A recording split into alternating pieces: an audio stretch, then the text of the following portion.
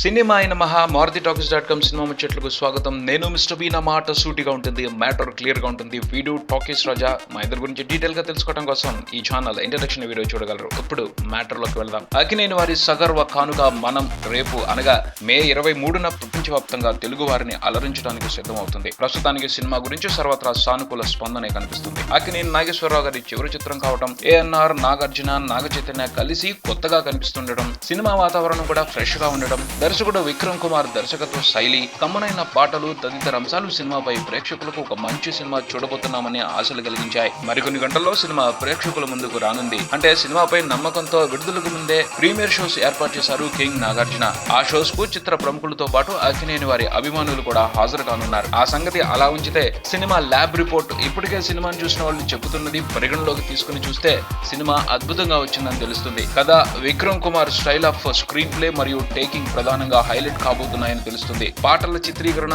Emotion scenes, romantic scenes మనసులకు హత్తుకుంటాయని చెబుతున్నారు. Nagarjuna regular గానే కనిపిస్తారు, కానీ ఏఎన్ఆర్, నాగచైతన్య కొత్తగా కనిపిస్తారని వినపడుతుంది. Anoop back score, Samantha performance అదనపు ఆకర్షణలు అంటున్నారు. ఇవే కాకుండా చక్కని కామెడీ, మరికొన్ని సర్ప్రైజ్లు సినిమాలో ఉన్నాయని చెప్పుకొస్తున్నారు. పోతే ఇవన్నీ వాళ్ళు వీళ్ళు, ముఖ్యంగా సినిమా నిర్మాణంతో దగ్గరి సంబంధాలు ఉన్న వాళ్ళు చెప్పిందే. అంటే ఈ సంగతులను పూర్తిగా నమ్మలేని పరిస్థితి. కానీ అక్కడ చెప్పినవన్నీ సినిమాలో ఉంటే బాగుండు అనిపిస్తుంది. చూద్దాం ఏం జరుగుతుందో. మరికొన్ని గంటల్లో పూర్తి రివ్యూతో మీ ముందుంటాం. Keep watching Maruthi Talkies. For మీ Mr B and Talkies Raja. Thank you.